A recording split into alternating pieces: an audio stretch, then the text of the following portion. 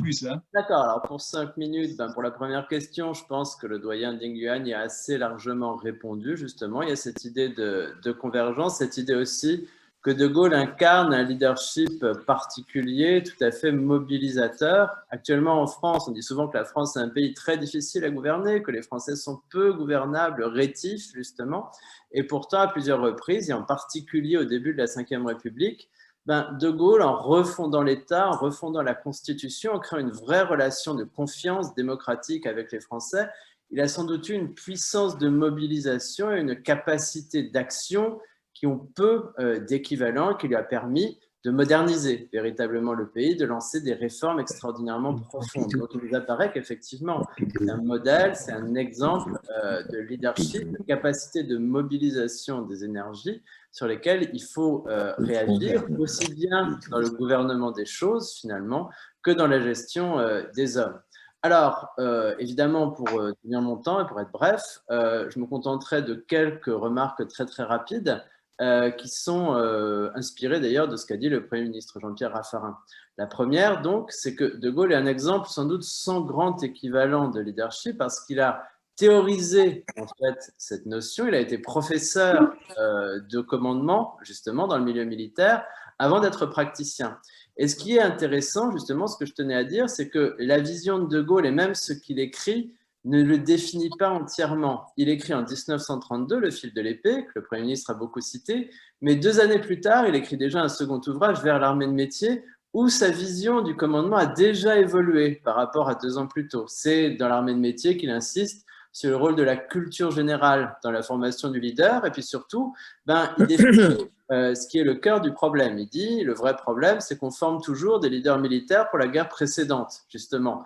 Le grand danger quand on forme des leaders, c'est de croire qu'on peut se reposer sur des acquis, sur des situations acquises, alors que par définition, les leaders qu'on forme, ils vont avoir à faire face à des situations qu'on ne connaît pas encore. Le grand risque, justement, c'est qu'ils veuillent reproduire ce qu'ils savent déjà ou ce qui a déjà marché.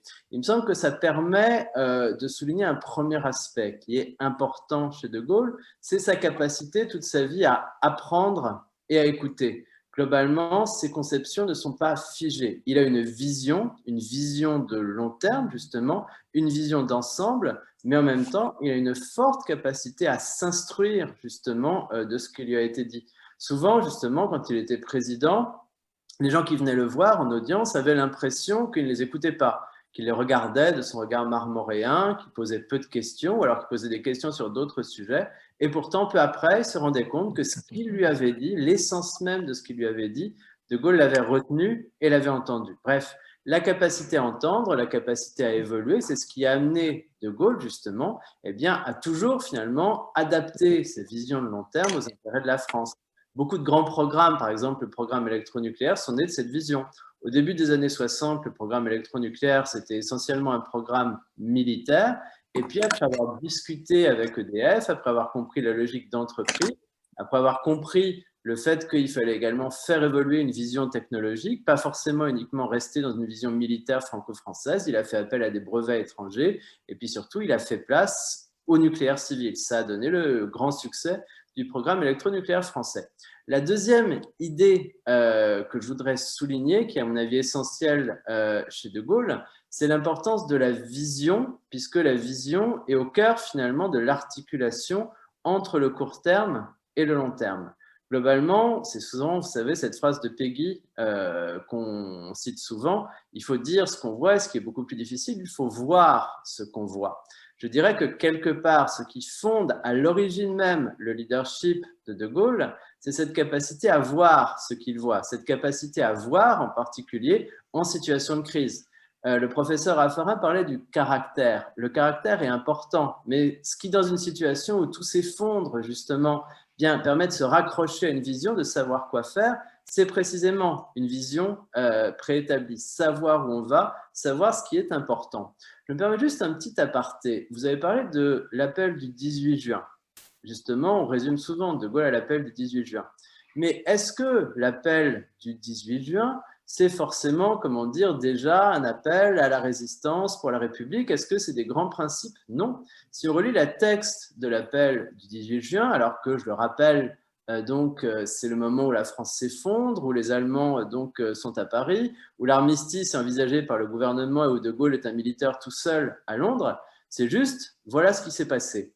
On n'a pas perdu parce que la République était un principe négatif, on n'a pas perdu parce qu'on est inférieur aux Allemands, on a perdu pour une raison extrêmement simple. C'est que sur le plan technologique, effectivement, on était en retard et que du coup, sur le plan de la doctrine militaire, on était également en retard. Mais si on a perdu pour ces raisons, ça veut dire qu'il suffit de se ressaisir et d'agir pour ces raisons. Et à partir de là, on aura de nouveau des raisons d'espérer. Voir ce qu'on voit et comment dire, c'est la vision qui donne l'autorité. Les gens qui rejoignent De Gaulle, ils ne le font pas forcément parce qu'il incarne un leadership particulier, il n'est pas très connu à l'époque, ils le rejoignent tout simplement parce qu'il sait où il va. C'est la vision de long terme, justement, qui donne de l'autorité, et c'est aussi la vision de long terme qui, en quelque sorte, justement, donne tout simplement une vision en situation de crise. La gestion de crise, ce n'est pas l'opposition entre le court terme et le long terme. On peut réagir vite quand on sait où on va, en quelque sorte. Et ça, de nombreux exemples, la crise de Cuba, par exemple, pourrait être développée. De Gaulle réagit toujours très vite en situation de crise parce qu'il a une vision de long terme. C'est vrai aussi pour le règlement de la gestion de la guerre d'Algérie. Et puis la troisième idée, effectivement, c'est l'incarnation du pouvoir. L'incarnation, ça relève des institutions. De Gaulle pense toujours que le cadre institutionnel est l'une des clés du leadership. Il ne peut pas y avoir de leadership sans le cadre qui sera celui de la Ve République. Et il ne peut pas non plus y avoir de leadership sans confiance. De Gaulle est un leader démocratique et quelque part, la Ve République, c'est aussi ce qui lui permet d'avoir une relation directe avec les Français qu'il n'hésite pas à consulter par référendum. C'est la confiance qui fonde sa légitimité. Et quand cette légitimité, il estime qu'il l'a perdue, c'est le cas en 1969, eh bien, il s'en va dans ce cas-là. Il s'en va parce qu'il estime qu'il n'a plus la capacité d'entraînement. Alors, pour conclure très très rapidement, c'est des grands principes, si vous voulez, mais c'est des principes fondateurs, c'est des principes qui ont mobilisé des énergies et c'est des principes qui, en quelque sorte, ont permis la mise en place de programmes ambitieux. De Gaulle comprend le monde de l'entreprise. De Gaulle est sensible en particulier aux logiques industrielles. De Gaulle dialogue avec les chefs d'entreprise et puis surtout, De Gaulle est soucieux dès les années 60 de faire cohabiter différentes logiques. La logique des ingénieurs, la logique des entrepreneurs, et c'est ça qui va être la clé de la réussite de très très grands programmes français, par exemple l'électronucléaire que je citais tout à l'heure, ou alors effectivement de réussites moins évidentes mais moins d'ambition portée, par exemple le plan calcul et l'informatique. Donc tout ça, il nous semble que c'est des enseignements sur lesquels il faut réfléchir. Voilà, j'espère que j'ai tenu mon temps.